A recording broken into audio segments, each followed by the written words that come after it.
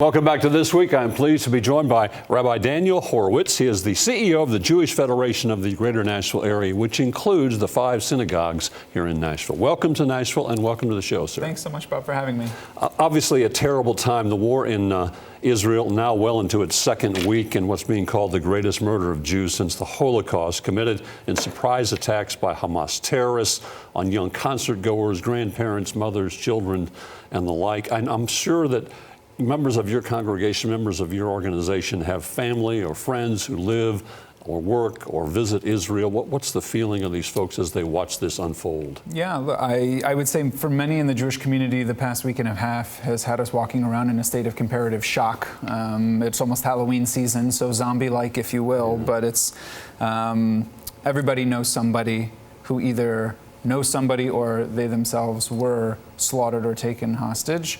It's a small Jewish world, and we're very interconnected. I know that also some of your members have been volunteered or called back to be part of the IDF. Some are on the front lines right now. Absolutely. We're very blessed in Nashville to have a sizable Israeli community that's chosen to call Nashville home and to contribute in so many ways to our community here, a number of whom themselves are reserve officers in the military who have been called back, who have left their families here. I'd say there's no joy, obviously, in these times of war, and at the same time, it's incredibly heartening and moving to see the way community comes and embraces the families of these folks who have had to go back in order to fight, providing meals, helping to watch children, whatever it might be, is incredibly humbling. A wonderful scene here in Nashville last night coming out of the horror that is in Israel. 280 people, Americans and Israelis, were flown by a flight paid for through a charitable organization from Israel to Nashville. They arrived last night.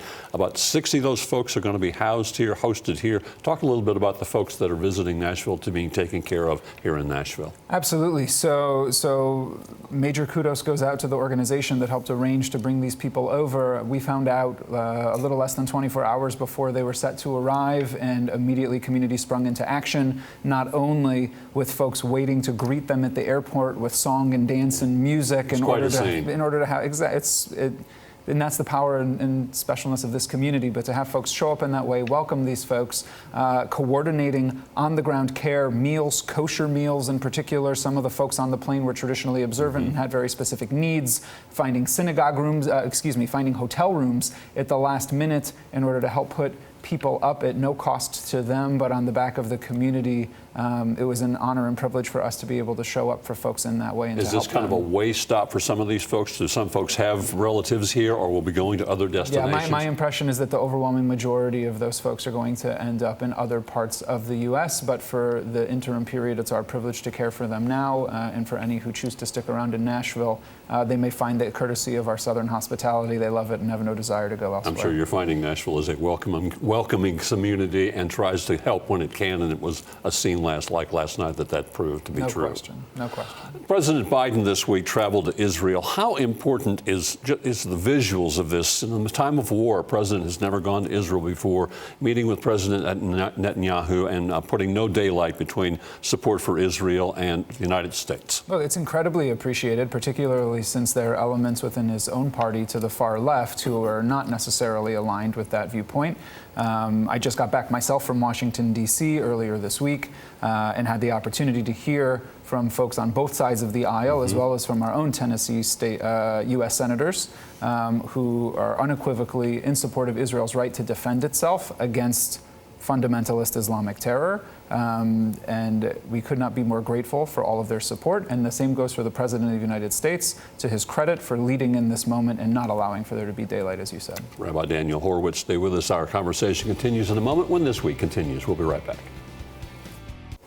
Welcome back to This Weekend, my conversation with Rabbi Dan Horwitz from the Greater Jewish Federation of Greater Nashville. You talked about your trip to Washington, meeting with the congresspeople and our representatives, and you also were there in part for a fundraising. You're raising roughly $2-3 million possible to help with the Israeli fight. Talk a little bit about that. What's the effort? Sure. So the Jewish Federation of Greater Nashville is part of a North American consortium of communities that each have their own respective bodies like ours. The local Nashville goal is to raise $2 million or more in order to go towards helping immediate needs on the ground, as well as some of the long-term rebuilding that has to happen. For those who have been watching the news, you've seen you have entire towns and villages that have been destroyed courtesy of this terror attack that are going to need to be rebuilt, let alone the folks on the ground now who have been displaced as refugees within their own country and need to be taken care of. So our goal in Nashville is to raise just north of $2 million to go towards this. It's part of a broader North American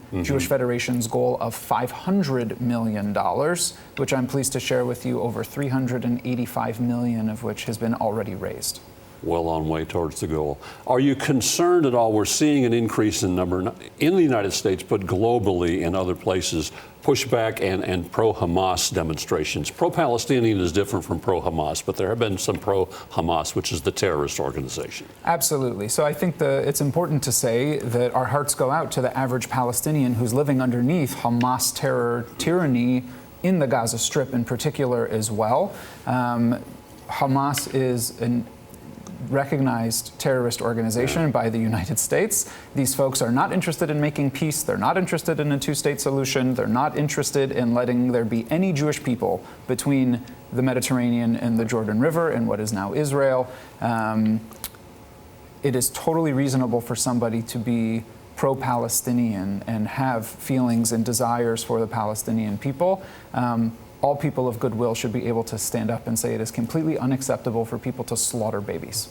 That shouldn't be a hard thing, and it pains me very much that there are folks who do not have the moral clarity to be able to say that. And Israel is poised to embark on, looks like a ground invasion to take out Hamas. Are you concerned, though, during that, and President Biden has talked about, and it seems to be more of a discussion of restraint to try to do best we can to protect the Palestinian civilians who are going to be in the crosshairs when this ground invasion does happen? Absolutely. And I think Israel's already exhibiting and has historically exhibited moral clarity as it relates not only to being bound by the international rules of war, which Lord knows Hamas is not, knowing that Hamas is still indiscriminately shooting rockets at civilian targets every day for the past week and a half, while the Israeli military does not actively target civilians. They have given multiple days notice now to folks in the northern part of the Gaza Strip that they should move out of the way if at all possible. Hamas is telling them not to because it's convenient for them when Palestinian civilians die, because it gets